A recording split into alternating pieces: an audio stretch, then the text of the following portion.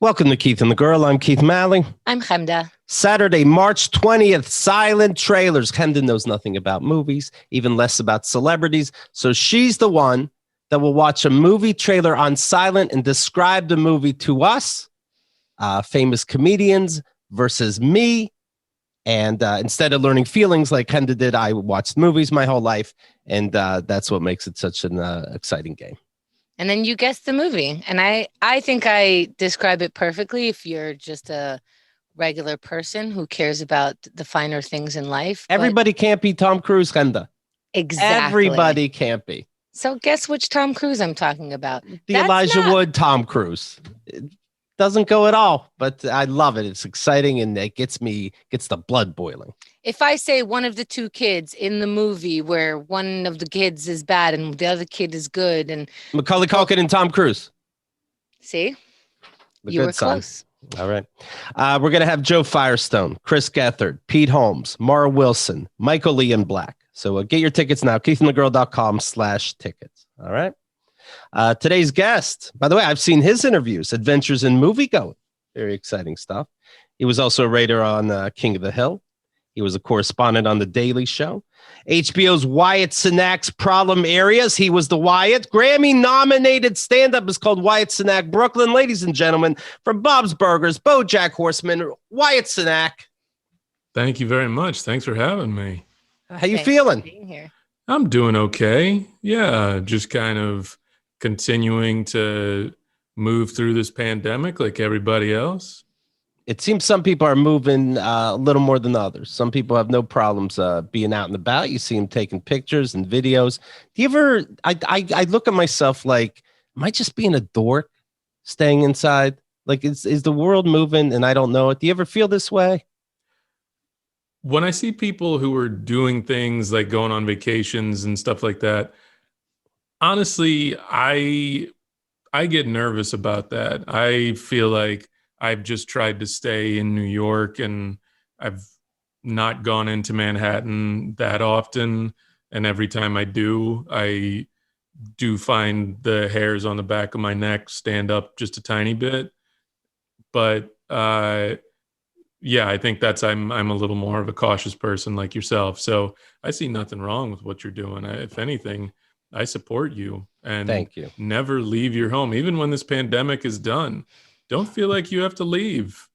We've got Oculus Rift now. That's a thing, right? You can take all the vacations you want from the comfort of your own couch. Are you a commercial from the future? I might be.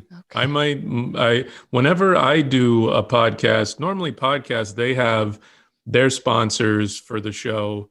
As a guest, I come with my own sponsor. And that's nice. We appreciate that. Thank you. So my sponsor as a guest is Oculus Rift. It's once I get comfortable, once I'm like, you know what, this is the new way things are. And I have no problem never seeing a person again. That's when we're going to get to start seeing people. It's once I figure out how to move around a hotel, my stay is over. Yes. Once I know where the ice machine is and I'm not lost on the second floor, then my stay is over. You're never going to get past that. Right? No, I'm sorry. Was that Murphy's Law, I think? Yeah. Yeah. I want to talk about your career. I think you're fantastic. Your stand-up is great. Your shows have been great.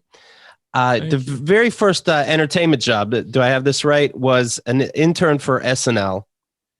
That is right. You wrote them a letter as opposed to a headhunter being involved or something, right? Right. Yeah. I sent them a letter asking them to hire me as a cast member and a writer. I was 19 years old. I thought that's how you did things. Right. And part of that was because I'd seen an interview. Bob Costas had interviewed Rob Schneider. And in interviewing him, Rob Schneider said he got SNL because he just sent in a tape. Okay. And I thought, oh, it's that easy? You just send in something? Like, why isn't everyone doing this if it's that easy to apply for a job in television? And so I sent them a letter with some sketches and they sent them back saying they couldn't read them. And So like what? Like bad handwriting or bad structure? So that's what I wasn't sure. And I thought I'll type can't. Yeah, I was like, you can't read it or you won't read it, because syntax wise, you're not really giving me anything to go on here. So I just sent it again. And for a couple months, I sent them letters with sketches. And I'd say after about 4 or 5 months, my letters got a little more desperate, where I was like, look, I want to be a cast member or writer, but I'd also take an internship if that's available to me. And at some point, one of Lauren's assistants, his name was Matt Enstis, and he reached out to me and he was like, look, if you want an internship, you got to stop sending these letters. This is who you contact for an internship. And I don't know why after like 6 or 7 letters, he thought that I was a sane person and had some sort of sympathy for what I wanted to do with my career. But I'm truly grateful. And so, yeah, so because of that, he then put me in touch with the person who was in charge of internships. And I then applied for an internship.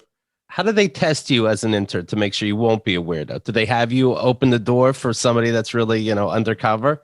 And you're like, I can't wait to be a cast member. And they're like, all right, you can't work here. No, you know what? I think they talked to me on the phone, and then I had to go to New York and actually sit down and interview with somebody. And so I think that was, they got a sense. And I had to prove that I was in college and that I had a plan as far as trying to figure out this internship thing, which I didn't have that. I just dropped out of college to go intern, and then eventually had to get back into college after my internship was over. And you're moving to New York from where? Texas? No, I was going to school in North Carolina, the University of North Carolina. And so I was getting ready to start my sophomore year. I'd actually just started. I'd started my sophomore year. I was a week into my sophomore year, flew up there because thankfully my stepfather worked for an airline, which meant that we got like vouchers to fly standby. And so I flew up to New York, did the interview. They gave me the internship. I then went back to North Carolina, asked for a refund of my tuition. They refused. Do they get insulted by that as a school? Like, hey, I don't want to be here anymore. I think I got everything I can get. Now I'm allowed to make sandwiches for people. And they're like, yeah, you really respect us. They did get really mad at me because initially I was like, hey, the semester just started. Can I get a refund on the tuition I paid for the semester? Because I'm going to go do this internship. And they said, oh, congrats on the internship. You can't get that money back. And I was like, well, that seems like bullshit because I haven't even taken a class. Like, I just moved my shit into the dorm. And I became so annoying to the bursar's office that they just gave me a refund and told me to never go to them for anything ever again. I don't want you in the gift shop.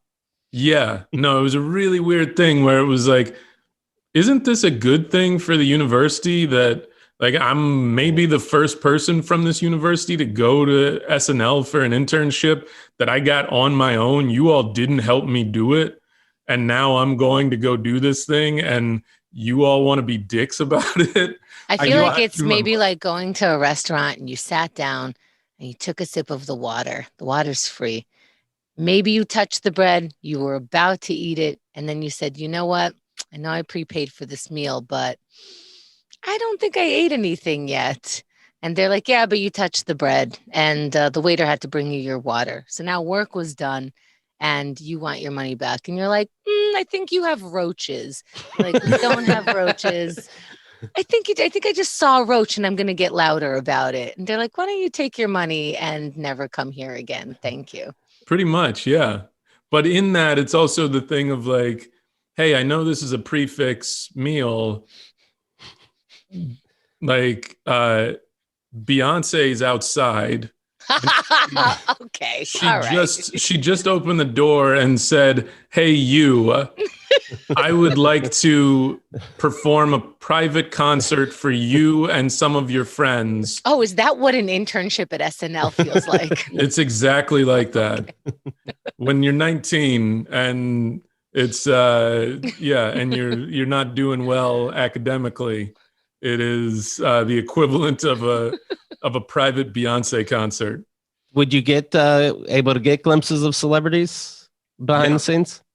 Yeah, so because I dropped out of school to do the internship, I was there 6 days a week. I was there, like I wasn't going to school, so I would just be there every day, all day, and because of that, I got to see bands rehearse. I remember New Edition was the musical guest for one of the episodes, and I was a big fan of New Edition, and I got to see them rehearse. And then I didn't get to meet them, but I did get to meet No Doubt, because they when they were doing their episode,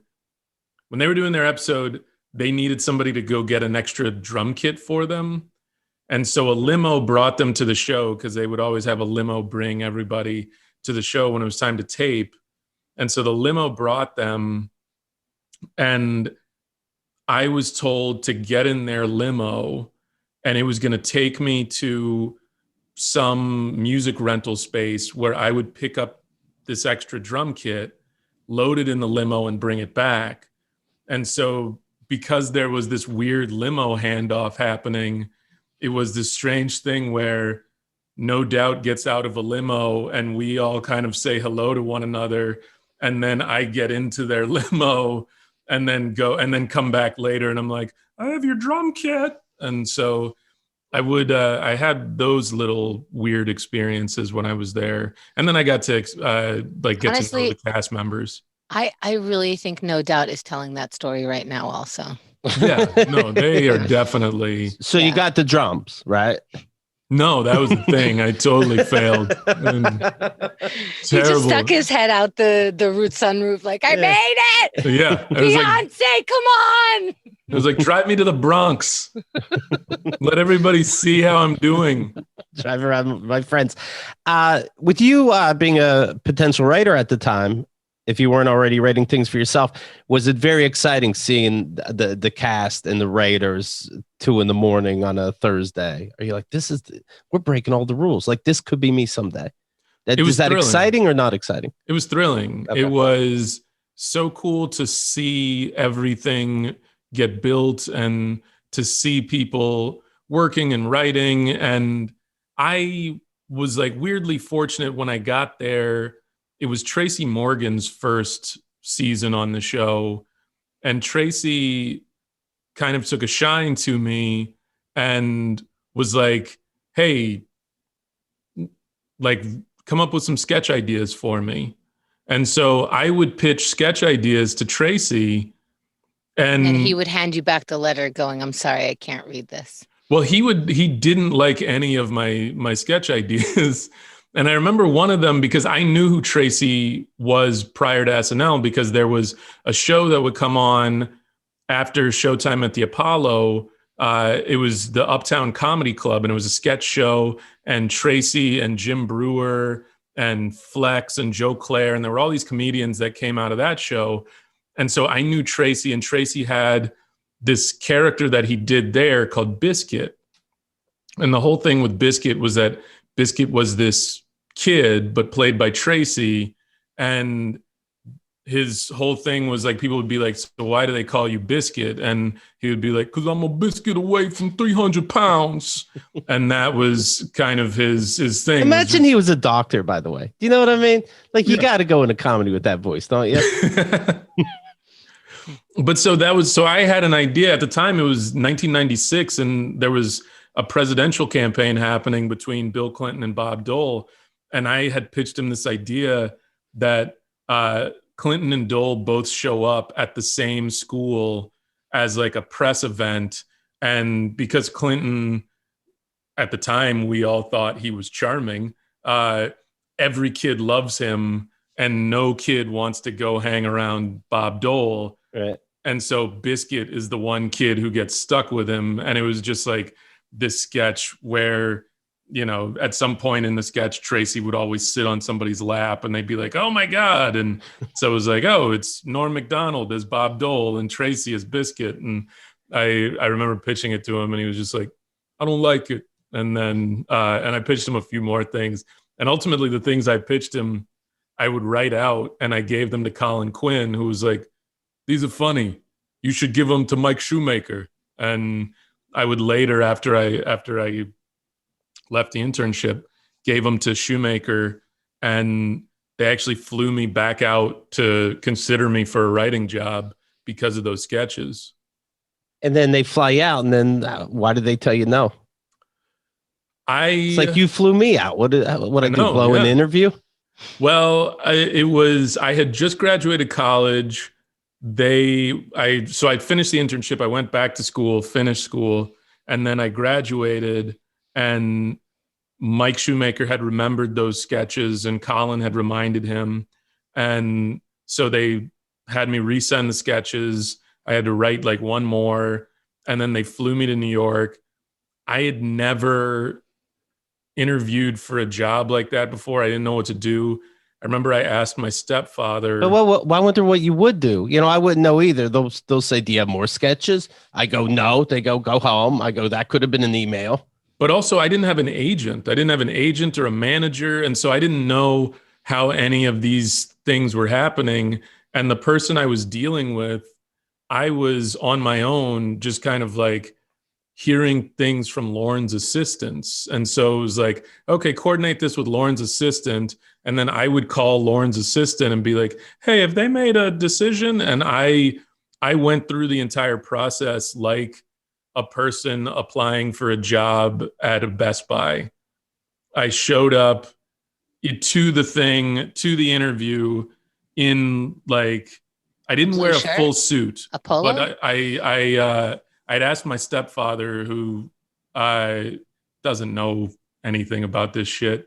And he was like, maybe go business casual because it's not like a serious job. So don't wear a full suit. So I wore like a blazer and a tie and like khaki pants. And I had a little briefcase and what was in the briefcase? Your rubber ducky? Nothing. Yeah, nothing, absolutely nothing. My plane ticket and a comic book, maybe. Yeah. A change of underwear and a toothbrush in case you have to run away. Yeah, it's the when the suitcase quote accidentally opens and Coming to America, but it's the opposite. Yes, and they go, no, you're gone. Actually, no, there's no money. It's just IOUs that and debt collection things. That's like being in the movie Big. Like, and now I go adulting for this. That's how it felt. I felt like a child. And when I did the interview, I didn't realize that in an interview like that, they're trying to get a sense of who you are and how you would fit in the room and like your personality. And I'm in this interview and I'm sitting across from Tina Fey and a bunch of the writers, and they're all kind of goofing off and joking around. And I'm just the entire time, yes, ma'am. No, ma'am. Right. Yes. Did not say ma'am. That was the stepfather's advice. Yes, ma'am. No, ma'am. And the firm, hearty handshake. Yeah. No, that was pretty much it. And if you're going to fight, make sure you fight like you mean it. Yeah. My dad had the weirdest non-advice. Had nothing to do with anything, but I do know now if I point a gun at somebody, I should plan to use it. Thanks, Dad. That'll come in handy.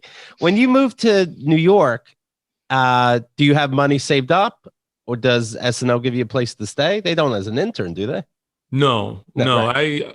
I was lucky because my grandmother lived here, and so she lived in Crown Heights. And so as a kid, I would come to New York pretty often. And so when I got the internship, I just lived with her. And is that good news to your grandma, bad news, or indifferent? I feel like it was good news. I feel like she enjoyed having a roommate for a half a year or whatever a semester is. Yeah, I think she enjoyed it, and it was nice. It was a nice opportunity for us to really spend a lot of time with one another. As I was now like, going into adulthood, she would die a few years later, so it was really like a good substantial amount of time that we got to spend That's together. cool. You can Yeah, never tell, like, I think because we are the younger ones in the chain, we're always, we always have a key to the older people's house. And I think about that, like, my parents would be insulted if I rang the doorbell to their house. If I don't just walk in, they're pissed because I thought we were family. And I'm like, don't you want any privacy? Right. And it's insulting to them. So now I'm thinking, here's another generation, and it's like, yeah, I guess I'll take him, but that's also, I only knew one grandfather growing up, and he lived in Israel, and he didn't even speak much Hebrew, so it would be very awkward to stay. It's always interesting, the dynamic of like, and then I had a family member, and that family member loved me and wanted to stay with me. I'm like, right. what's that like? Well, wait. So your parents, though, they just expect you to use the key. Have you ever thought about doing that and just off hours, like just rolling in on a Wednesday at 3 a.m. and just using the key and just if anything to teach them the lesson of like, hey, maybe sometimes it's good I ring the doorbell. Yeah, you think I'd accidentally walk in on them doing something? That'd be so good. But I think I tested it the other way. When I first moved out, I came. I just kept fucking all day, seeing what my friends wanted to do. I moved out and I came back for the first time to visit. It was a Jewish holiday. And so I rang the doorbell, and they opened the door and they were like, is this what it's going to be like now? You're going to ring the doorbell like we're strangers? Wow. Get in here before anyone figures out that you left the house like a whore. How are we ever going to marry you off if this is how you behave? Bad enough you left the house at the age of 21 years old. How are we going to explain this to any potential suitors? Hooker, get in the back. But like in Hebrew. Sure. Yeah. When you mentioned your stepdad, your parents divorced at a young age. Is that right? They did. Yes. Did you? It seems like that because you seem comfortable with this person, and usually there's a little bit of distance. Yeah, there's distance. Because I'm male. What's that between you and your stepdad? There's distance between both my mother and my stepfather, and I got on television. I was like, let's burn every bridge. What is the biggest disconnect? Without getting too much into it, it is a thing where it was kind of a very toxic relationship between myself and my mother and my stepfather. And it felt like one of those things where for the good of my mental health and hopefully theirs, it was probably best that we didn't communicate. Yeah, because he's telling you to wear a tie to SNL internships and such. Exactly. Yeah. And this is that part of the reason you would spend summers in New York with your grandma? Like, hey, it's easier for everybody. We get a little break or not? No, I think that was just my grandmother wanted to spend time with me. And I think my mother and stepfather wanted a break from their child. And their responsibility. Your biological dad was a cab driver. He was. Gets killed in a cab. Yes, murdered on the job in Harlem, taking a fare up to Harlem, and they robbed him and shot him in the street. Was it good money at the time? You know what I mean? Like this, his wife saying, "Hey, this." It always seemed like a scary job, especially how many years ago to me. No, I mean, I think back then it was a relative. I think at that point in time, there had been a few killings of cab drivers where it had become a story that there were a rash of there'd been a rash of livery cab murders, and then he drove a yellow. But I think at that time, I mean, this was 1981, 1980. Sorry, so this was a this was still a scary time. But my father had come from Grenada and, was trying as an immigrant to find a job and an opportunity. And he, I believe, had a couple jobs, and this was one, and I think was lucrative enough for him to be able to, send money back to Grenada to family there. And, how old were you when he passed, when he got murdered? I was 4. Yeah. Do you remember him per se? Little bits. I have I have little memories. I have like a memory of riding in his car, and times when he would come to my grandmother's and spend time with me when I was a kid. I mean, that was after my folks had moved to Texas. My mother and my stepfather moved to Texas. I would still fly back and spend time with my grandmother, and that would be an opportunity also to spend time with my father. But I think as I get older, the memories are kind of like sort of relegated to the few photos I have that kind of jog things. Right. Do you? So the teenager that killed your dad, do you know him? Like, was he found, and do you know him now? He was found. He served time for it, and I don't know him.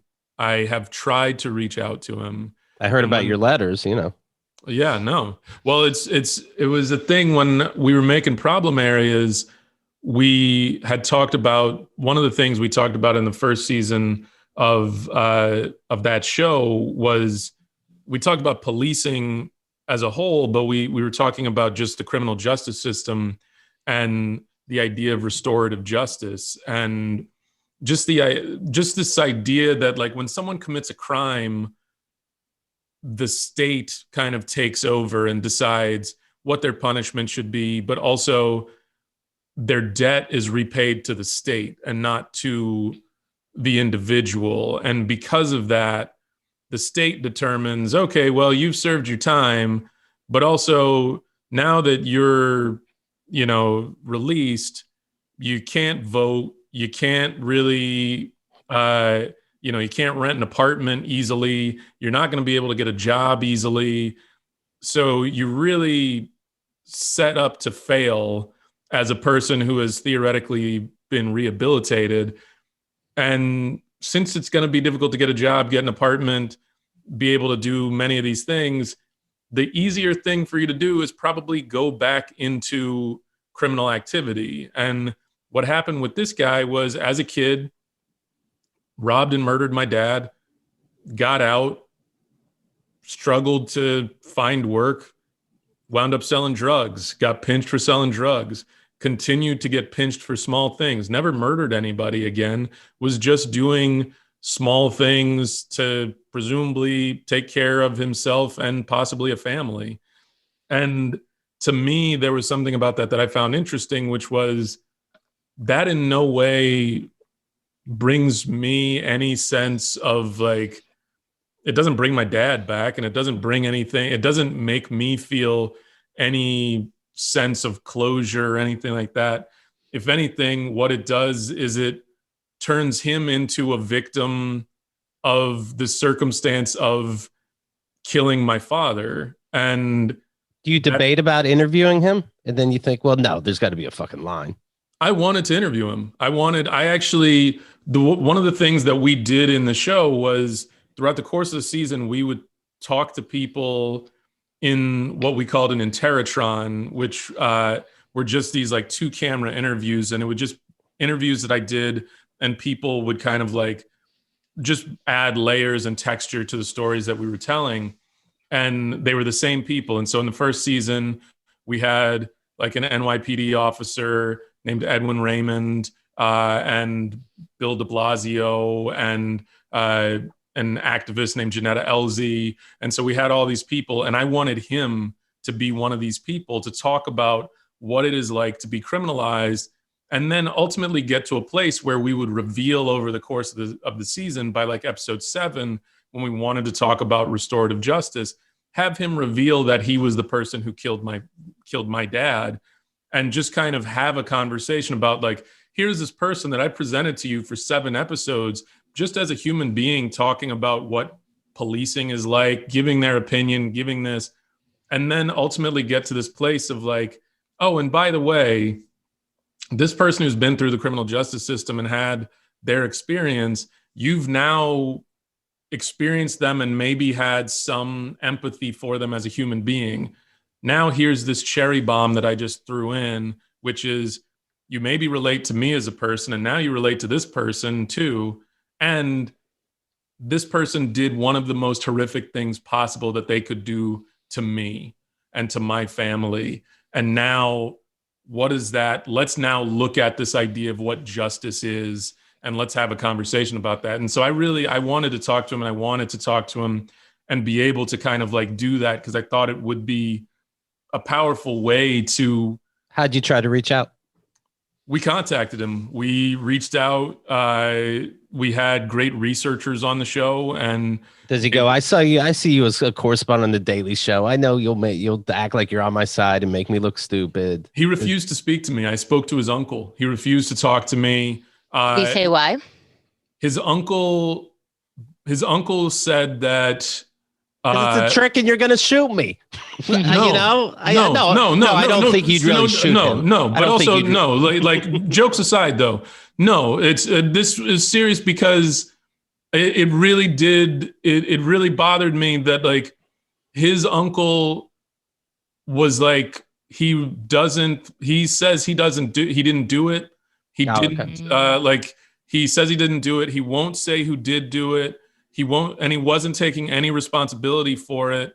His uncle and I had a good conversation, but ultimately at the end of the day, it was a cowardice on his part to both talk to me, despite the fact that like we were just having a conversation on the phone before even doing an interview. And it was an inability to want to take responsibility, and it was unfortunate. And it's one of those things where I would still talk to him to this day, and I have, if anything, I look at, like, I've seen his arrest record. I have an empathy for him because I know what the criminal justice system does to people. And if he's not willing to accept that and like take one of the things that the criminal justice system seems to do is when they take your life, they take your voice also. And that means that you don't know necessarily how to get better. So if we're going to have empathy, isn't this a part of it that, you're good at talking and good at writing.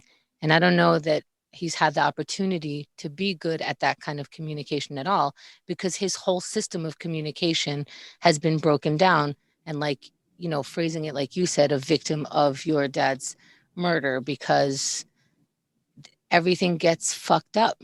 So if everything is fucked up, your average person doesn't know how to speak in an interview, doesn't know how to speak, like in a job interview, not a radio interview.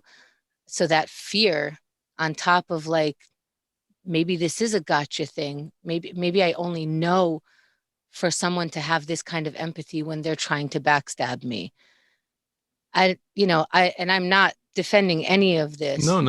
But I can't imagine somebody necessarily knowing how to speak.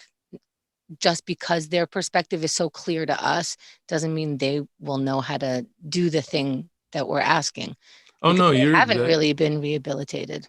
You're exactly right. And in the second season, we spent some time at Sing Sing, and it was really fascinating to be there and talk to inmates there, because the reality is they all have a story and they all have something that needs to be heard. And I think one of the things that wound up being really fortunate when I was in Sing Sing was talking to a gentleman there, and we were talking, and we started just talking about our lives, and it was off camera. And I had told him the story of we were talking about our childhoods, and I told him the story of my father. And we then had this really just like heavy conversation, and he got very emotional about it because he was currently serving time for doing the exact same thing that this guy had done to my father. He had murdered a cab driver. And so it was an interesting thing, because I think for both of us, there was this element of a shared thing that we're both getting to kind of have the conversation that we would want to have with the person who either did harm to us or we did harm to. And they're playing a role for you. Yeah. And it wound up being like, I remember he was very moved by it. And one of his friends came by later and said, like, it kind of had to fill me in on stuff. And then we like got back together again and talked some more. And, but I say all that to say that like everyone does have a story, and to me, it felt like if we had been able to talk about this, it would have been it felt like it would have been a nice way to use a television show to try to have a larger conversation about sort of criminal justice and those types of things. It's unfortunate it didn't happen. But we still did wind up talking about restorative justice in other ways. And there are people in the Bay Area who are doing really great work. This particular person, Sujata Baliga, who does amazing work, and we talked to her, and she actually presided over a restorative justice session, a murder. A young man murdered his girlfriend, and she presided over a restorative justice session that prevented this kid from facing the death penalty in Florida. Instead, he's serving time, but he has repaired the relationship with the girlfriend's parents to some degree, and they actually communicate fairly regularly. And this is a lot to ask of the parents. Yeah. You know what I mean? And I don't know that it's always necessary. Like, he doesn't have to have a relationship with the parents, and the parents could still have an empathy for him and an understanding that it might have been out of, by accident or out of some kind of argument that they're having. There could have been, for lack of a better word, a justification, but I don't know that we always need to ask directly, of that. No, you're right. I mean, I think what it is, the reason why you're getting, raised eyebrows when pitching this as a TV show and when revealing and all that stuff is because this is a raised eyebrow issue, especially for the people who were asking to do this. We're asking them to relive it in order to make this better for everyone, even though that might not necessarily be their role. Yeah, no, you're right. And I think it's interesting because that was when I sold the show, HBO was really like, oh, we love that idea. That would be really amazing if you could. So then you have drama. Yeah. And so they were like, that would be amazing. And honestly, for years, I just thought it'd be interesting to talk to the guy. But what's fascinating about that idea of something like restorative justice, you're right in that it shouldn't have to be the person who was harmed. They shouldn't have to continue to have an interaction with the person who did harm to them. But what's fascinating about that idea of restorative justice is the idea that a harm was done to an individual and to a community, and fixing that should be what is paramount. And instead, the way our justice system works is we assume fixing it is simply taking that person out of the equation. I'm 100% on your side with that. People are like, well, he got too little time for that, and it's like, well, how much time do you want him to get for that? And I'm like, in our system, none. That's not going to help me, him, anybody. So, there are some people who do need a timeout and some people need a more serious timeout. Have we figured out what that timeout is? No, we just make things worse in that system. So I don't know how much time somebody deserves for doing terrible things, even for people, because it, like you said, it doesn't help. There's got to be some other way, but it's not going to be as lucrative for a lot of people. No. I just don't want to see vacations on Instagram, you know? That's Keith's justice. Yeah. Would do prisoners still rate you sometimes? Like you're going to be an activist for them? Like, hey, are you looking in my case? And you're like, dude, I interview movie directors now for the Criterion Channel, and I moved on. No, you know, I mean, with that show, I don't know that many folks thought, you know, that like each episode was looking at sort of a larger issue. And so I didn't really get a ton of people afterwards being like, hey, do an episode about me. I mean, you know, when your show gets canceled, people tend to not write you asking you for like, hey, do an episode about me. But I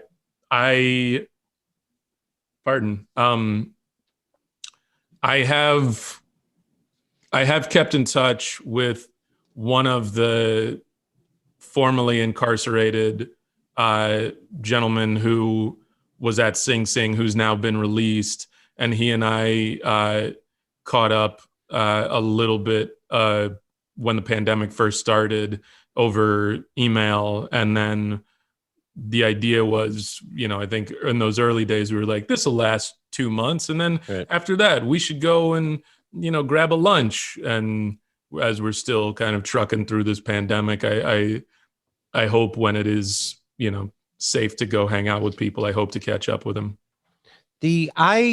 I'm dating somebody. It's going on 3 years now. She has 3 teenagers, and I'm starting to add my 2 cents and having a fatherly role. Is there something that, I know this happened when you were so young, but is there something that stepfathers need to know? What their place is, what isn't their place? Was yours out of line thinking he's your new dad? Thank you for asking, Keith. First of all, I'm sure that around the house, they would appreciate you wearing more sleeves. Now, that's just a small, you know, we just take little mini steps. They come out in underwear. I don't know what to do. You know. They're comfortable. Well, one time, one of the kids was bratty. He was like, you're not my real dad. And I just looked him right in the eye. No, I'm not. And please never forget that. I am not your dad. That's what was his response? He could just crying and stuff, you know.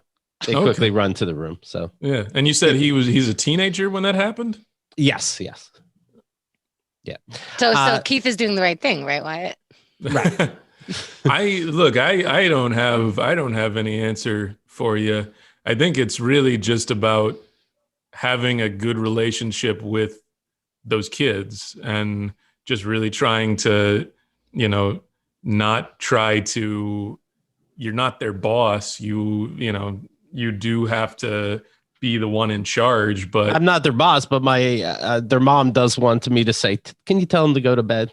Right. So then I got to do something weird. Like, hey, can you just go to bed so I don't get in trouble?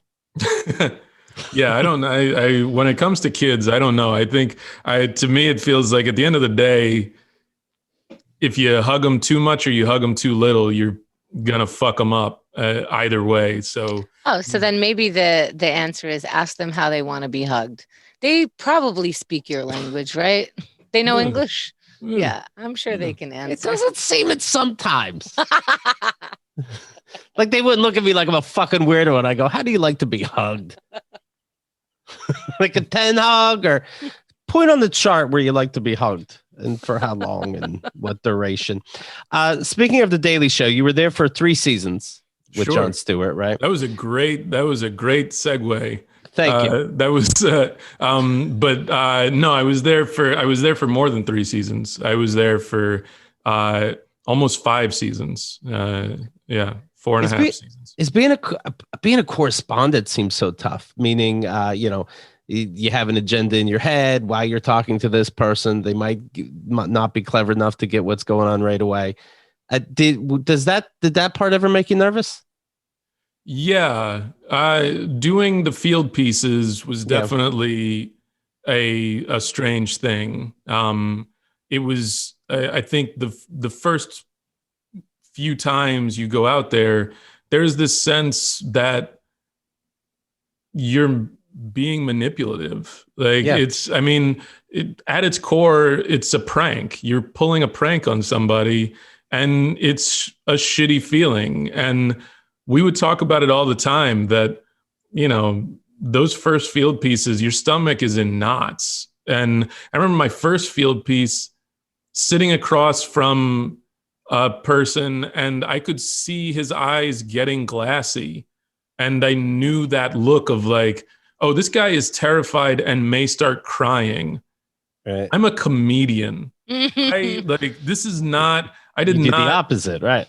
Yeah. But also there's this weird thing of like, this is what I've chosen to do to like make it in this business. This was the opportunity, was that I am pulling pranks on people. It's just jackass in suits. What do raiders tell each other though? Like, just remember, they are bad people. They are bad people. He is a leader of a local chapter of the KKK. It is okay if we bamboozle him. Well, not everybody you're talking to is the leader of a local chapter of the KKK. Not everyone, right? And so it's, and some might be, but you have no idea because you're just talking to them about, they started a fart app and they're upset that they can't get into the Apple store. Right. And so it's a strange thing because, yeah, there are people that you're talking to that are complete assholes. And then there are people who are the farts of those assholes. Yeah. And so, but it still feels weird. And after a while, the thing that we would always talk about is those mornings that you were going to shoot. Like for myself, I couldn't eat anything until after we'd finished the field piece because my stomach was just in knots the whole day. And then there's one day where you're shooting a field piece and all of a sudden you're eating lunch and you're like, oh shit, I did it. I ate my soul.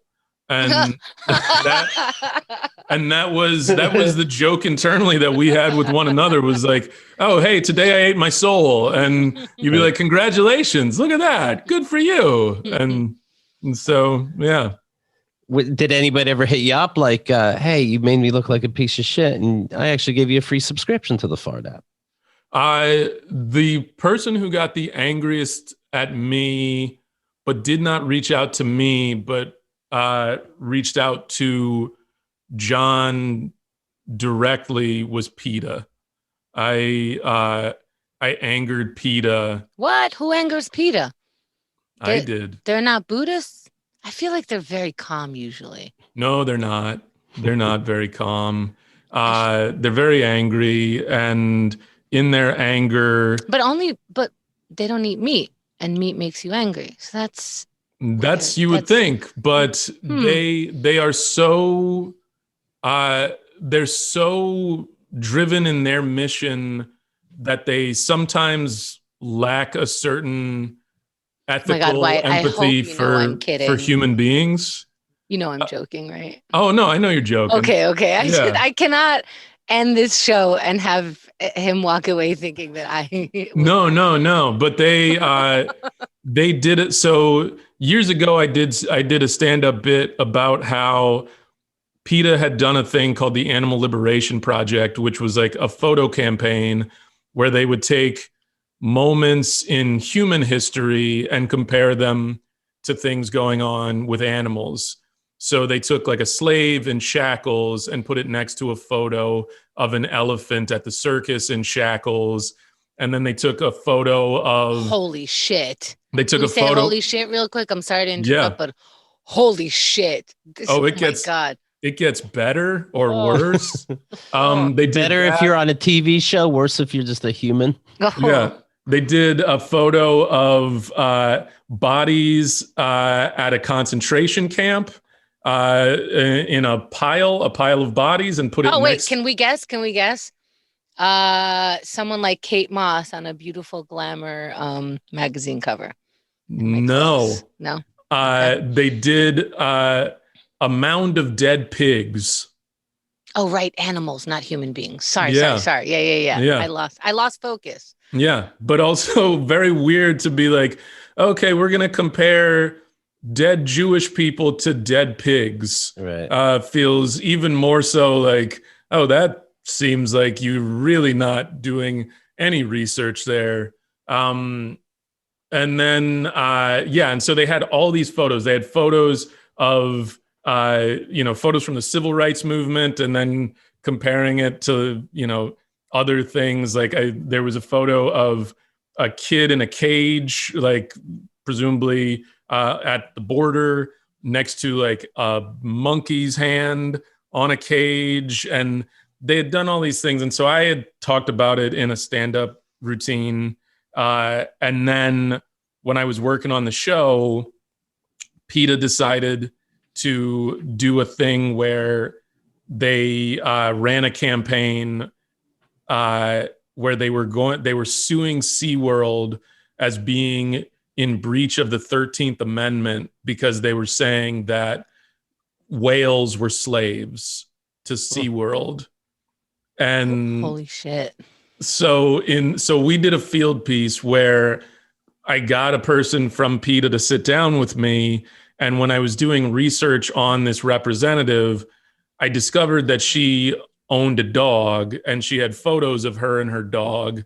And so we're talking about slavery and all of this stuff. And at some point in the interview, I pulled up a photo of her and her dog. And I was like, who's this? And she's like, oh, that's my dog, Sally, or whatever. And I was like, is that Sally's real name or is that her slave name? And basically, I just put their argument to her where it was like, you have a dog and you now told me you have a cat and you keep them in your house. And she's like, well, no, but it's for their own good. It's totally different. It's like, no, but they seem like slaves. Like you tell them when to eat. You tell them when to shit. You let them go outside when you deem it's okay. And she sat for the entire interview and then afterwards got very angry. And the head of PETA wrote a note to Jon saying that I had a personal vendetta against PETA, that they thought a different correspondent was going to talk to them. And they felt that they had been bamboozled because they had to talk to me. Did you write back and say, sorry, I enslaved you for an hour? I thought that was a conversation, but I should have asked for clarity. No, they didn't write to me directly. So good at letters though. They didn't write to me directly. So they went to Jon. They went to above my pay grade. Do you know when, see, this seems like a weird question already in my head, but do you know when you got into activism? And I say it's a weird question because you would think like, well, who isn't? But I know I would, for some reason, like I focus, I'm attracted to is a weird word, but I'm attracted to the Woody Allen rape stories, when it was Weinstein, when it was Cosby, and people are like, why do you do not interrupt this? Interested. This could come off very wrong. And that's our show. Internet connection. Can I finish the sentence? And that's our show. Roll credits. Damn it. Sorry. This episode was brought to you by Purple Mattresses. But people say like, hey, Keith, why do you care so much about that? I'm like, how doesn't everybody? It is the worst thing that can happen to a person. How doesn't everybody want to know all the details of these sick fucks and follow them burning in hell? What did something move you into activism? It's funny because you said activism, and I guess I never really saw myself as an activist. I think what I've seen myself doing is I have a platform with comedy that I can talk about issues that bother me. And in talking about them, maybe that adds to a conversation. Maybe it doesn't, but I never go in thinking like, oh, comedy is going to change the world or change hearts and minds. But if that joke keeps some oxygen in the balloon where it's like, oh, okay, that was a funny thing, but also why aren't we talking about this? Then that's cool. But I guess I always saw it as these are the things that bother me. For Jerry Seinfeld, it's socks in the dryer. And for me, it's police brutality, because that's something that I feel like that is not that I've never had socks in the dryer, but I feel like I also have seen many stories of police brutality in a way that they have become my socks in the dryer. Right. I get you. Let me mention this, by the way. Speaking of Purple Mattress, we're going to be doing a show on Stereo Wednesday, 8 p.m. Eastern time. Stereo is a free live broadcast social platform. It enables people to have real conversations in real time. Me and Chemda will be yapping about our lives, and you'll be able to chime in, and we play messages and interact back. And we're live, and the show that we do there is sort of like an after show for this show, and it will not be in your feed. So the only way to listen to it, and make sure you catch us live, even though you can listen to it after, because when you catch us live, it's interactive. Go to stereo.com/Keith Malley or stereo.com/Chemda, and that's how we know who gets paid more this week. That's how we pick our salary. You're polling. It's a poll, basically. Who do you like more? Stereo.com/Keith Malley or stereo.com/Chemda, and that's how we vote here. I'm homeless on the street. Wow, you guys really liked her more. All right. Yeah. After that, the following week, do you mention who got paid more? You can hear it in our tone. Yeah. Okay. Yeah. I'm like, hey guys, that seemed worth your fucking time. Hi, welcome to Chemda and the Boy. Thanks for loving me. When you were on the Daily Show, were you the only black writer? Yeah. Yeah. Yeah. And I was also, I should say, at the show, I was a writer and a correspondent, and that was a rarity on the show when we were there. It was just me and John Oliver and Stephen Colbert in the history of the show that were writers and correspondents. Right. Would people run ideas by you? Like, hey, we're making this comment about Black society. What do you think? You know, I had to learn, like, you had to do that. If I made in my stand-up, I made a joke about the transgender situation. You have to run it by a couple transgender people. You have to see, is it offensive? Does it even make sense? That kind of thing. Would you become like the go-to guy for some things? And was that good or bad or nothing?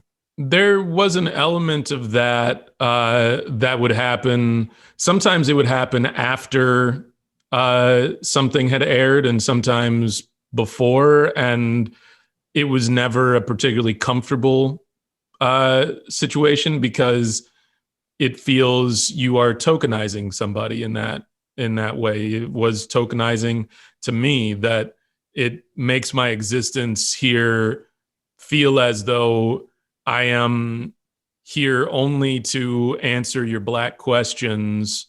And if I don't answer them in the way that you like, or that do not confirm your values or your ideas or your opinion, then it puts me at risk. It puts me at risk, especially as an employee, if what I say and if I challenge you because I deem something as offensive, and that now questions you and it's questioning your position as the subordinate, that puts me in an awkward position of like, okay, I either have to agree with you and be like, yes, boss, everything you say is great.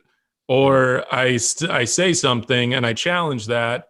But ultimately, it's not allowing me to be a full person on the show. It's like, yeah, you could ask me every time you have a question about the Black experience, or you could read and do the research about the Black experience and make a decision. Is this the thing that I should be weighing in on? And if it's not, maybe instead of weighing in on it, you offer that platform an opportunity for somebody else to do it. It's sort of like you're there for the permission. So if Wyatt says it's okay, then we got our Black friend to say it's okay. And then we could always say like, but it was Black approved.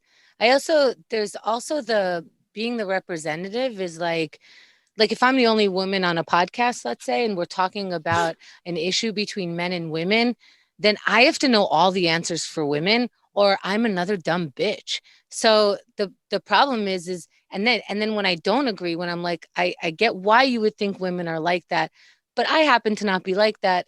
I'm a unicorn. So now I'm a unicorn. As long as I continue to fit what you're trying to say here, then you just fit me there. So why are you even bothering to ask me? And if I am challenging you, why did you come with me? Why did you come to me with it without hearing my answer? And people do that. Like, I was raised Jewish and I forgot a lot of the Jewish things. And I'm very happy about that. They make room for other stuff. Like, I don't need to know when Passover is exactly, but you meet people and it's like, oh, you're Jewish. Can you answer this Jewish question? I'm like, no. And they keep asking. I'm like, I don't know everything Jewish. I'm going to have to look it up just like you. Please allow me to Google that for you. Right. Yeah. No, you're exactly right. And I think it's an unfortunate thing. And I think an unfortunate thing that happened in television a lot. And I definitely had other experiences at King of the Hill. I was the only Black writer. And there is, to your point, that pressure of feeling like not simply that I have to know everything about the Black experience or the experience of being I'm a minority, but also as the lone representative, so much pressure. It's on me to feel like, well, hey, wait a minute. What you're saying or doing is not right. And feeling like I think for some people, they may say like, okay, I'm not going to rock the boat. And then for some people, it's like, I feel like I have to defend. Yep. I've gotten things that say, why didn't Chemda stop that guy when he said this? And I'm like, dude, can I not be that person all the time? Like, I let something fucking slip. I let it slip. He let it slip out of his mouth. There were other people in the room. I had to stop. I thought Chemda was against this. I'm like, all right, all day, I'm not going to fucking be policing people. That's not actually my job. Maybe I didn't find anything funny or anything to say about that because I'm going to keep living my life for like just another 5 minutes. Thank you. Yeah. Well, and you didn't take the job to be a cop. You took the job to be part of the conversation, to engage with something, to engage with other people, to have the same experience that, in my case, it was like the same experience other writers had, where it's like, okay, well, we're all going to joke around and we can joke around about all these things. But when you also have this pressure of, to your point, people being like, Chemda, why didn't you say something? It's like, okay, on top of this, I got to police the room and always be aware of what's going on in a room where no one else is doing that. Right. Because they have a privilege that they don't have to. Plus the expectation that there's only one way to live that. There's only one Black experience. There's only one female experience in a room full of like, there's some people who are more this way and that way. Right. And they're still female. And I'm like, but if they were here, they wouldn't be saying what I'm saying. So please, I'm not speaking for everybody who looks like me or sounds like me or has these parts. Right. Yeah. Keith, do you have any other questions for us? Yeah, I do. What was the infamous Herman Cain sketch that essentially got you off of the Daily Show? Jon Stewart wanted to do something. You said ahead of time that no, this is too much. And the way I understand the story, I don't know what the sketch was. He took it as if you were calling him racist. I remember, for example, talking to my dad, and I said, "Hey, my hometown in Somerset, Pennsylvania. Any Black people there yet?" And he's like, "Oh, well, your brother did come by with a Black girl, and in church, and I just know people were looking at her funny. Why is she here?" And I did too. I was like, "Why are you here?" And I'm like, "Okay, you know what? Let me calm down. Let me be a Wyatt Cenac, and let me just talk to you like what you just said isn't nuts, and see if I can learn something more about my dad." I'm like, "Oh, well, that's I hear like this bummer in your voice. What's that like?" No, shit. Maybe I'm a little racist. What? I am not racist. There's no part of me that is racist. And I'm like, well, end the conversation. Okay, I don't care that much, and this is your hang up, I guess. Yeah. I mean, the situation that happened, basically, John had done an impression of Herman Cain, and the way he did the impression, he wound up getting called out, and he got called out by Fox News as one of the places who called him out, saying like, "Oh wow, the way you did that impression seemed a little offensive." And so it did air. The impression did air. The impression aired. Okay. And he wasn't blackface or anything, obviously. Right? No, but he was doing it in a way that, to me, it kind of sounded like he was doing something from Amos and Andy, the way he was doing this Herman Cain impression. And so when he did the impression, I had heard it. I wasn't in the office. I was shooting a field piece, and I had seen it on television in my hotel room. And I remember kind of cringing when I heard it, because I was like, oh, I don't know why you had to do the impression like that. That just seemed like you didn't do it. You made a weird choice there. It kind of hit me the way that, like, anytime Robin Williams was around like a black person, he'd immediately be like, "Hey there, young brother," blah blah blah blah, and like do that weird black voice. And so it's just like, oh, I don't know why you're doing that. Okay. And so in response, John wanted to do a segment that was basically, every impression I do is racist. Everything I do is racist. And I felt like, I was like, I don't know about that. Like, maybe just let this one go and just kind of take the L, and we don't have to do that, because this one bothered me. And so I told my supervisors that, like, I don't know about this. Like, I'll be honest, it bothered me. And they said, oh, we'll talk to him. And so, is that the part that's offensive, do you think? Like, why can't we just talk? We're comics, and we already talked, and now you're going to my supervisors. Like, could that be a point of contention? Well, no, that sounds like just an office situation. Yeah, I mean, when I went to my supervisor is the head writer and the EP of the show. Like, those are the people whose email addresses I have. I don't have his. And there's not an office dynamic that's like, oh, okay, I can just go talk straight to him. It's like, oh, okay, well, if something's bothering me, let me bring it up to my boss. And, and I think the idea too that, like, okay, let me talk to my boss, because if this is something that I'm having an issue with, then we can discuss it, and we can discuss why. And by the time it hits his doorstep, we've already had some conversation about it. And either they explain it to me like, oh, here's the thing. And I'm like, oh, okay, that makes sense. Or, oh, that bothers you. And you know what? We care about you and your voice and who you are as a person in the room. And we don't want to do anything that is offending you as someone we value as a person in this building.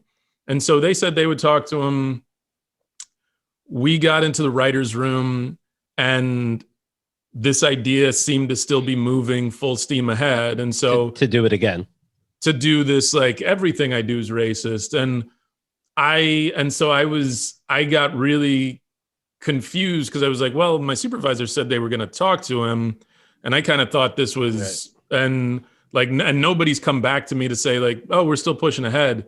So at that point, I felt I needed to say something in the room. And I was like, hey, I got to be honest, it bothered me. And John's there, obviously, right? Yeah. And so that's where it all popped off. And then from there, it turned into him taking what I was saying as an attack.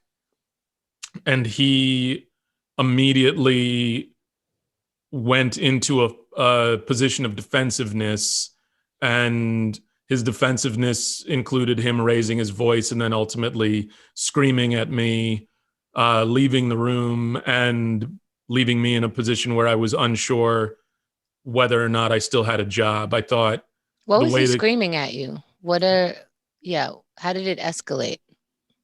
It escalated first. Were you yelling back? Do you yell? I yell, but I was not yelling. This is my boss, and Jon wasn't people's friend. Like, we were terrified of him. Like, I think, people were cordial, but it's like nobody, like, he wasn't like buddy with people where it was like, oh, you can just pop into his office. Like, if you popped into his office, you felt like you were bothering him. And so what was he yelling at you? So in that position, in that moment, it was a defensiveness of, initially it was him being like, what are you trying to say? What are you trying to say? And I was like, I'm not saying anything. I'm just saying that this bothered me. And it sounded to me like an Amos and Andy thing. And I think when it hit that point, to me, I kind of kept saying, like, look, let's not, like, just let it go. And like, stop putting air in this balloon. And I think when I said it sounded like something out of Amos and Andy and sounded like Kingfish, I think was what I said. Then he was kind of like, it turned into him yelling, fuck off, I'm done with you. Oh, that kind of. He thinks you just called him a racist in front of everybody. Yeah, and he yelled that a few times and then stormed out. And then I wasn't sure if I'd been fired or not. And so I followed him to his office and knocked on his door, and he continued to scream at me. And, and I tried to defend my position, and that, I felt like, as the one Black person there, that I have to represent a community, and that he did not feel like that was something that he was concerned about. And, I think at some point in the conversation asked me why I'd never said anything about his Chuck Schumer impression. And to me, my response was, I'm not Jewish, and you are, and that's your community, and that it feels as though, what I think of it is not like, that is not the community that I represent in that way. And I trust that you, as a Jewish person, you feel okay doing that and will answer anyone who feels offended by what you're doing. But because I can't speak to that experience as well as I can speak to the experience of me being a Black person and what I hear that bothers me, I can't speak to that as strongly. That's something that I feel like you speak to. And so it ultimately, it became, I think at that point, it turned into a very emotional, charged conversation. By the end of it, again, I didn't know if I had a job or not. Is that before? Did this happen before or after a taping? Like, do you see him taping? He's like, hello, folks. And you're like, he's mad. No, so that was the morning meeting. That was our morning. And then that kind of sidetracked the morning. And then we still had a show to do. And at some point, one of the EPs came in, and one of the EPs and a dog. We had office dogs, and they the dog sounds like it's really helping the environment. I mean, the thing I was told later was that the dogs, bring on the therapy dogs. That was the thing. The thing I heard was that the dogs were trembling. Like like the yelling was so much that they'd been trembling in the building. And so a show still had to be done, and he still wound up doing the bit. And so he did the bit. And afterwards, I was told that, in the postmortem, he thought the bit went great and was saying he wanted to submit that episode for an Emmy. And, and it felt, when I heard that felt like that was spite talking, and that he wanted to, the guest that night was Louis, and Louis CK had said, like, he complimented him on air about how great he thought that bit was. And in the postmortem, Jon had said, like, Louis loved the bit, and like, we should submit it for an Emmy. This is what I was told. It's all secondhand, but like, to me, that felt very much like as though to spite me somehow, Yeah. Can you See, there was honestly- no can- problem. Yeah. Can you honestly say how you felt about that bit? Did you see it? And were you able to see it with like, let me see if this is somehow funny and I missed it? I watched the bit, and I haven't watched it in a very long time. I I think, to me, there's an element of the bit that feels like the it's that weird ironic racism that I feel like I was never a huge fan of in comedy to begin with. And I came up in a time where I feel like ironic racism was uh, like, it was one of those things that was What's an very example? popular. Yeah, what's ironic racism? Like, how would you? Ironic racism, there were comics who would often make jokes that were racist jokes, but they were kind of like couching themselves in like, I'm a very liberal person, I'm a very progressive person, but then they would make a series of jokes about Mexicans, How is that ironic?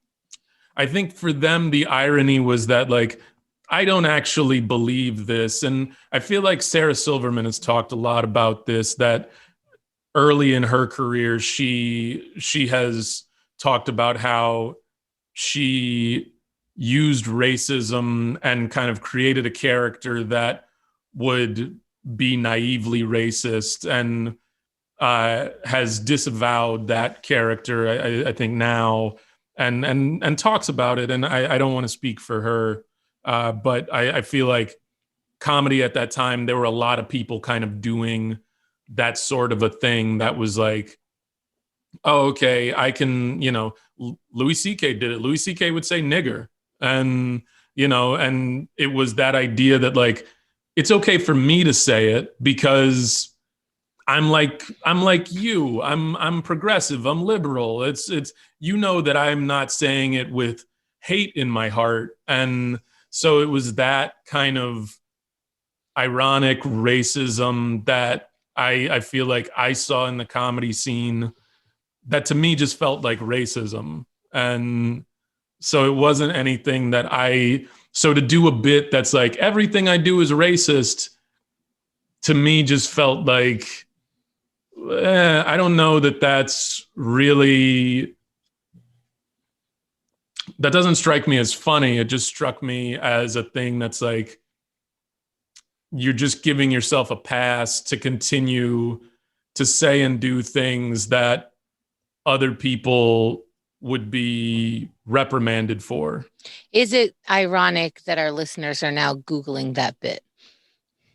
That's the thing. And that's what's unfortunate is that, it's, I'm sure people then will look up that bit and it'll get more views, and people will be like, and some people will be like, I don't see what's so bad about it. But I think it's just that idea of like, oh yeah, there was a time when we thought it was funny that there was like being ironically offensive was funny, and that, it was like, okay, we can make racist jokes and we can make rape jokes and we can make all these jokes that are like, this isn't who we are, but it's funny to make these jokes. And at the time, I remember both being amused by some of them and thinking like, okay, what are the ironic jokes I can tell?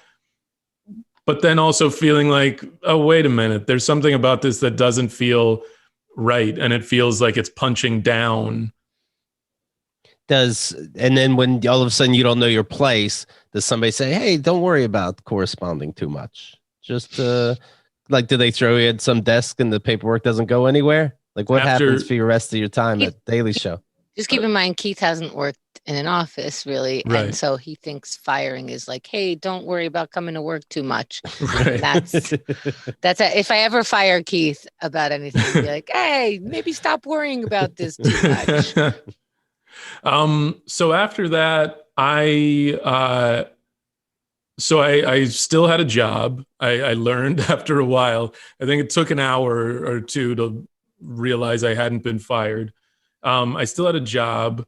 I then that year went into a contract negotiation, and in that contract negotiation learned that I had only been paid for one of the jobs I was doing.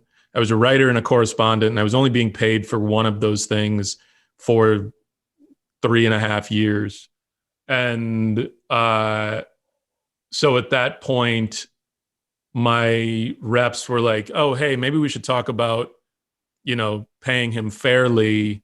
And the show went into that negotiation not wanting to do that. And I think not wanting to do that. That's kind of the way I said it. Right. Yeah. And I think in a passive way, I think what they had hoped was that by just giving me a shitty offer, I would say, okay, well, then I don't want to come back here. And it's firing me without firing me.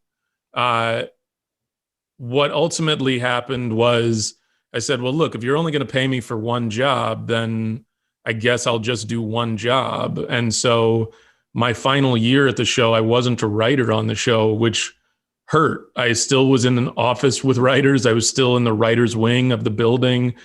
And it really felt like, okay, you all didn't value me. And the thing that I was afraid of, which was that you only see me as this black voice to perhaps confirm whatever feelings you have, is true, because you don't want my voice in the writer's room anymore. And so I stayed for 1 year to kind of collect a check. Were you still doing field pieces? Because how can so you at that write point by I was accident? just so at that point I was just a correspondent. I wasn't writing. I was just a correspondent. And as a correspondent, that means I didn't have to come into the office every day. I didn't have to come in at the same time as the writers. I just kind of. You're not writing your own pieces either. You're reading somebody else's thing. Well, if there were studio pieces for me, I would still in a rewrite weigh in on the rewrite, and so I'm still technically like in the rewrite process, helping to put things in my voice, and I'm still writing. I'm just not getting credited or paid for it. So it was a really shitty situation, and one that by the end it was kind of like, oh, okay, this really this sucks, and it sucks to kind of just feel like, oh, this place and this person who I had a lot of respect for and looked up to doesn't value me, and would rather me not be in the building. So you were on the last show of Jon Stewart's Daily Show, right? I was, yeah. Am I remembering, was there something there? I feel like there was like something there at the time, and I'm like, I don't know what they're talking about, but somehow we're supposed to understand things are okay. So am I remembering that? Yeah, so we did a segment on the last show because I had done Mark Maron's podcast, and Maron had asked about my experience at the Daily Show, and I decided to talk about some of it. And I talked about that experience. I didn't talk about all the experiences that I had as a black person working there. And I feel like I had a lot that when I look back at that experience, I don't look back. I have fond memories of people, but I don't have fond memories of my whole experience there. And I feel, but I talked about some of that on Mark's podcast, and it aired, and then that became a news story because, it's interesting in a time right now where people are talking about their experiences more in the workplace and talking about discrimination in the workplace and feeling not seen or heard in the workplace. And that conversation is a little more common now. When I had talked about this, it was a shock. Like I think, you know, in the news cycle, it was a shock to people being like, oh my God, we can't believe that this would happen in this, you know, in a place like this. But Jon Stewart does seem like the most open and nicest and liberal guy. Yeah. But what you see now is like, you're seeing these same stories happening, you know, at places like the New York Times and, you know, at various podcast companies and TV shows. And this is, a lot of people are nice people. And that's not to say that Jon isn't a nice person, but people have blind spots. Right. And when you talk about something like diversity, you know, so many people, and Jon has talked about this a little bit, and I think clumsily and terribly, but he talked about it this past summer, that he was doing diversity for diversity's sake. And what he's not saying is that he hired me to simply tick off a box.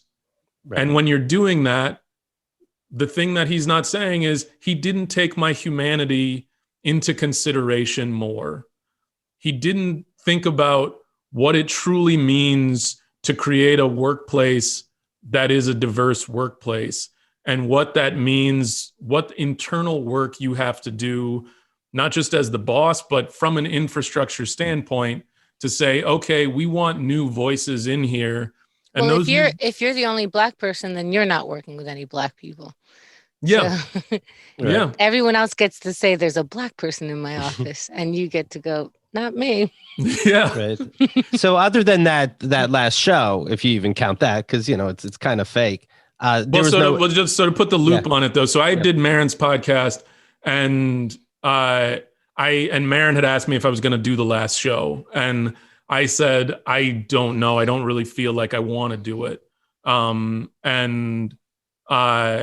And so then that kind of created a conversation where people at the show had wanted me to do it, and it opened a door to a conversation that, if I'm going to do it, I feel like Jon and I have to have a conversation, because I don't want to go back there and act like everything's cool when it's not. It wasn't cool. I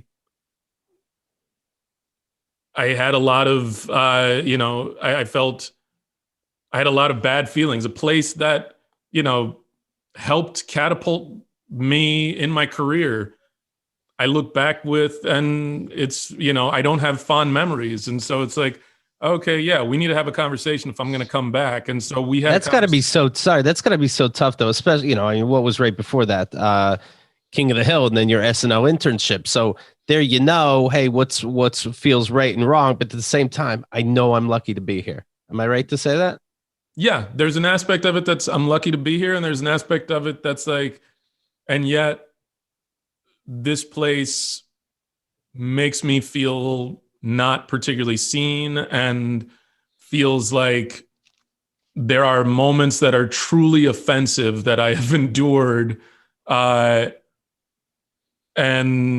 that hurts, and that hurts that I should be lucky to be in a place where I also feel like I am being offended on a fairly regular basis. Right. And so did you guys have a real one-on-one before the last show aired? So I'm trying to remember. We traded some emails, and oh, you finally got his email address. Yeah. And it's like, we can't guess. You know Tom Cruise is at Gmail.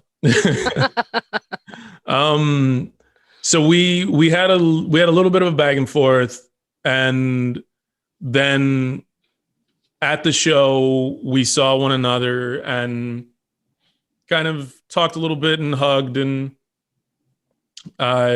you know, and it's strange. Pandemic. It's a strange thing. It was definitely pre-pandemic. It's a strange thing because it's like you said, it's the lucky to be there, but it's also, I have a lot of love for the place. It gave me an opportunity, and Jon gave me an opportunity. And so it's a strange thing where it's like, I have a lot of love for this person, but also I have a lot of disappointment with this person. And both of those things can be true. And so it's an odd thing of like, I love the guy, I care about him, but he's also disappointed me many times. And that's how I feel about being here in the US. Thank you, parents, for immigrating over here. Right. Hey, you ask me, I love this country. I am a big fan, but you need to get your shit together a little bit on a lot of things. It's a little disappointing. But yes, I have my freedom of speech. Yes, you do hold it back here and again, and there are some problematic things, and I know I'm going to run into those moments, and I will always have this face. So the US's response to this face will hopefully be a little gentler. Right. And that's it. But thank you for having me in your country. Yeah. But also it's your country too. And I think that's what's I have the passport to prove it, and I know exactly which drawer it's in. So if you're asking, I'm ready. But it's your country as well, and you have ownership of it too. And so what's tough is that it's like you're an owner, you're a stakeholder, and yet even as a stakeholder, you don't always get the respect you would hope a stakeholder would get, or you do see things kind of like unfair things being dealt upon you or other people. And also lots of gratitude. I'm still amazed that and this has nothing to do with Israel and where I'm from, but just in general, that everybody listening to this probably has running water, and we get to pick what temperature it comes out at.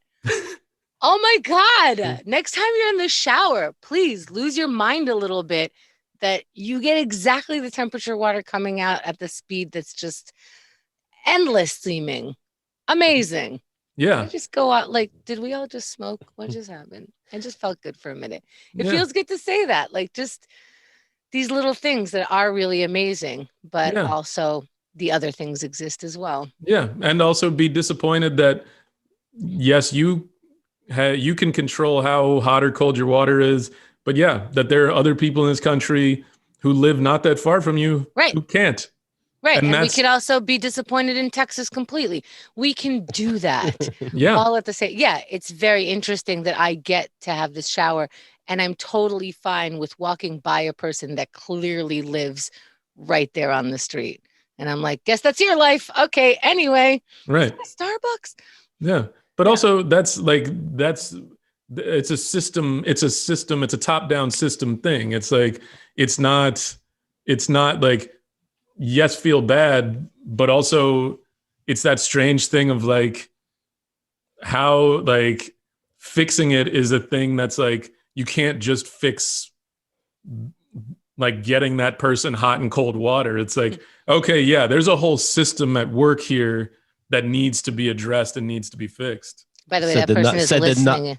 What's that, Hunter? That person is listening in and is very disappointed they won't get the hot water right now because of Wyatt. Wyatt's like, that's not what they need. He's like, wait, I got the soap. I know it's a systematic thing, and I can't save that person. The system has to change in order for that person's life to really have that. Well, this is a big point you not activists are bringing up. So.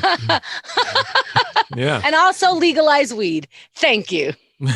When your mom and stepdad, are they still in Texas? Are they still around? Yeah.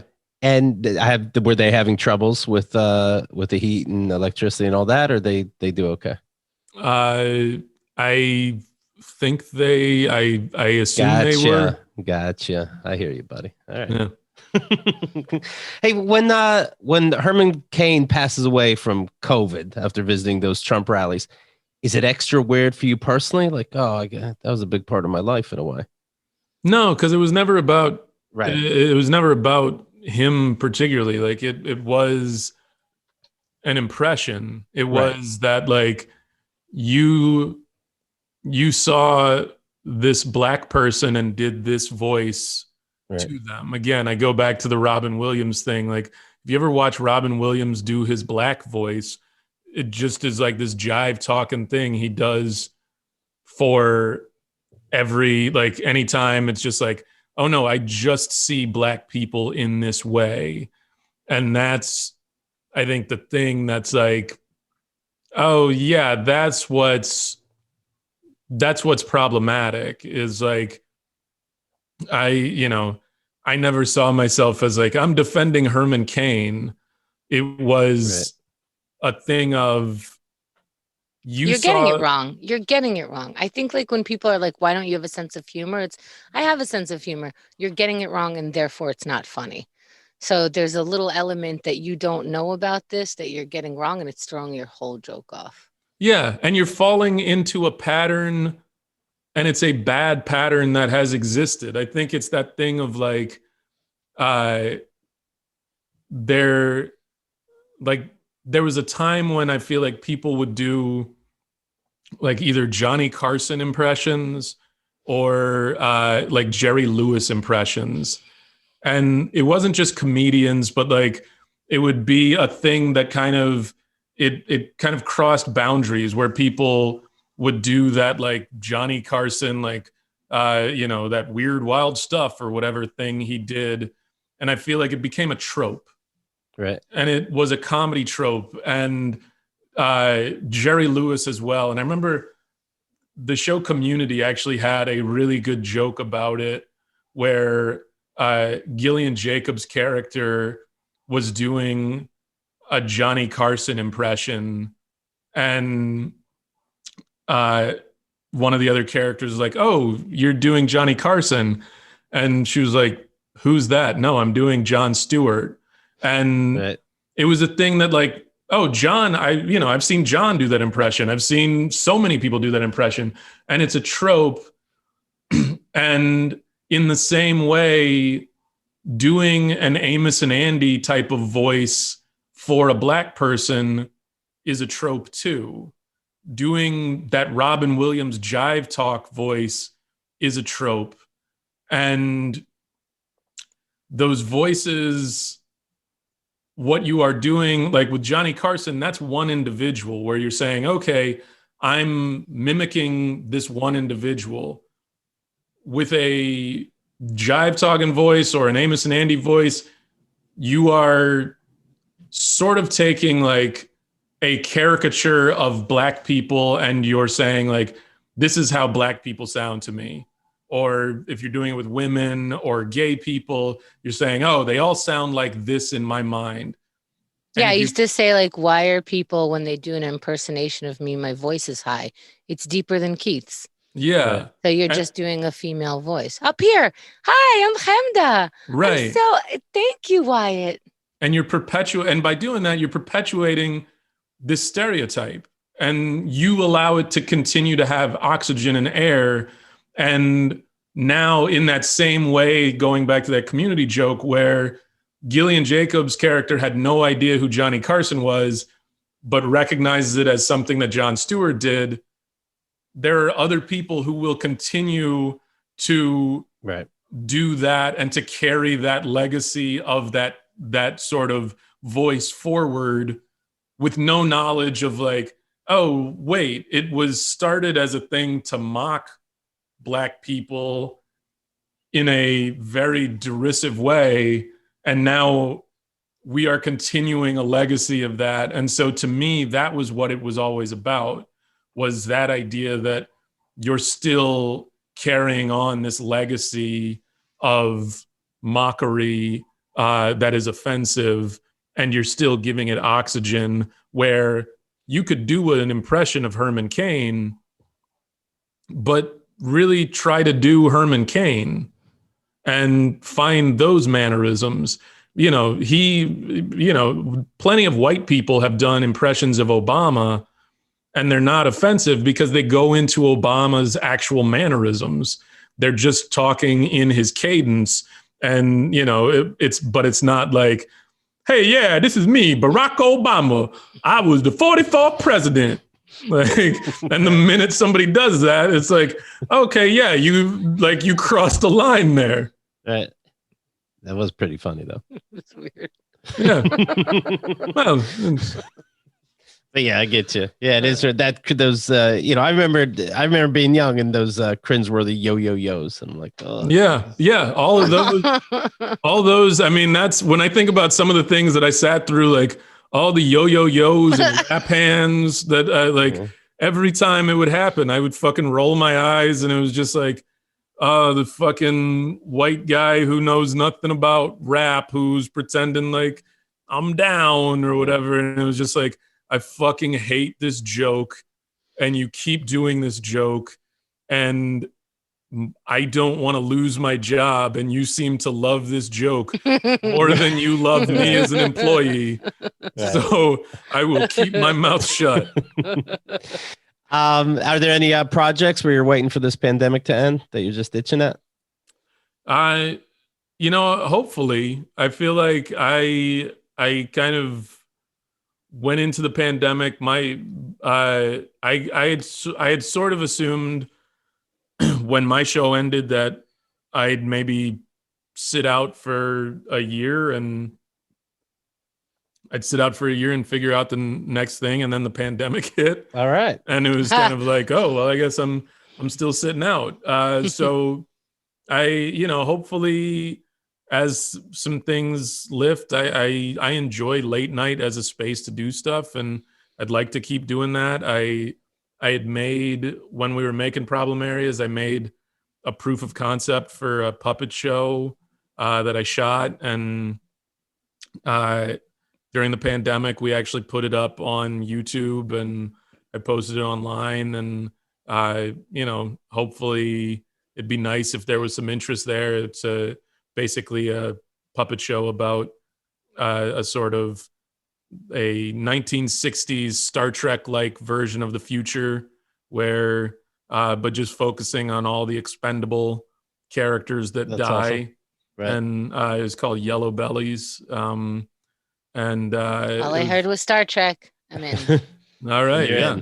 It's a little 10-minute proof of concept. You can find it on the interwebs. I'll look for it. Xerxes loves puppets. I love Star Trek. Oh my God. I hope you enjoy it. Oh my God. This Sunday is Steak and Blowjobs Day, and now somehow this is added to it. Fantastic. It's on the Jewish calendar. It's different. Okay. Yeah. During this pandemic, I wrote King Lear 2, but I never read the first one.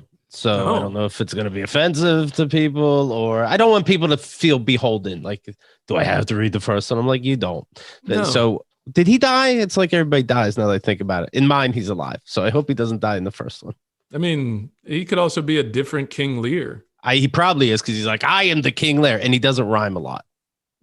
Okay. Yeah. So we'll see. We'll see what happens. I feel like King Lear I'm surprised that hasn't been used as like a daily news like headline for somebody. Like you were talking about the Harvey Weinsteins and the Woody Allens, and just like King Lear but spelled Leer. And it's like where it's just like a picture of a pervy guy. Like I feel like everything that's going on with Cuomo right now, it's kind of like, oh, why has no one taken that Shakespeare pun and used it, from governor to King Lear? Give it time. Yeah, maybe that's what I should have been doing in this pandemic, is pitching headlines to the Post and the Daily News. Follow Wyatt Cenac online, CENAC. Obviously, you love him, and his stuff is always fantastic. And join us Wednesday, 8 p.m. Eastern time on the Stereo app, stereo.com/Keith Malley or /Chemda. And it's an interactive show. We do some yapping. It's not included in the Keith and the Girl feed. It's exclusive. So make sure you subscribe for free right now to both our names and be part of that. Wyatt, thank you so much for your time. It's very nice meeting you. Very nice to meet you all. Thank you for having me. And sorry if the conversation wound up getting more serious and less silly. I don't know if you know this, but we were asking you the stuff. So I know. It worked out. I know, but they were all questions I fed you. I got tricked. Yeah, you didn't realize. Like I've been just mentally sending you signals. Well, I enjoyed it nonetheless. I enjoyed it as well. Thank you for having me. Yeah. We'll talk to you guys soon.